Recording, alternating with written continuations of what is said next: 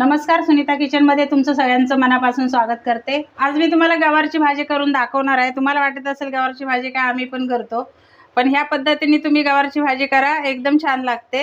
हे बघा, अशी मी गवार घेतलेली आहे, पाव किलो गवार आहे। हे असे 1 इंच एवढे आपण हे तोडून घेतलेले आहे गवार। आता ही गवार आपल्याला कुकरला 2 शिट्ट्या करून घ्यायच्यात आणि शिट्ट्या करते वेळी ह्याच्यामध्ये पाणी नाही टाकायचं। आता 2 शिट्ट्या झाल्यात। आता इथे कढई ठेवलेली आहे, 1 पळी एवढं तेल टाकलेलं आहे मी। आपलं तेल गरम झालंय, अर्धा चमचा मी मोहरी टाकून घेते।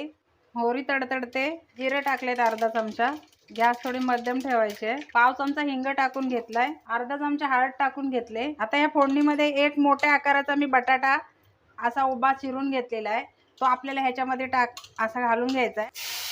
आता ह्या बटाट्याला आपल्याला 2 वाफ काढून घ्यायचे आहेत। आता ही बघा, आपली गवार शिजले। ह्याच्यामध्ये मी पाणी बिणी काय टाकलेलं नाही आहे, वाफेवरतीच आपण ही शिजवून घेतलेले आहे 2 शिट्ट्या करून। आता बघूया, आपला बटाटा 80 ते 90% शिजला पाहिजे। हे बघा, बटाटा पण शिजलाय आपला। आता ही गवार आहे ना, याच्यामध्ये घालून घ्यायचे। आता हे परतून घेतलंय मी। ह्याच्यात आपल्याला ओल्या नारळाचं खोबरं किसून घेतलेलं आहे मी, हे 4 चमचे ह्याच्यामध्ये घालून घ्यायचं। 1 चमचा दाण्याचं कूट, 1 चमचा लाल तिखट। आता हे आपल्याला वर खाली करून घ्यायचं आहे, चवीपुरतं मीठ। आता हे एकजीव करून घेते आणि 2 वाफा काढून घ्यायच्यात आपल्याला। चला बघूया, आपल्या 2 वाफा झाल्यात भाजीला।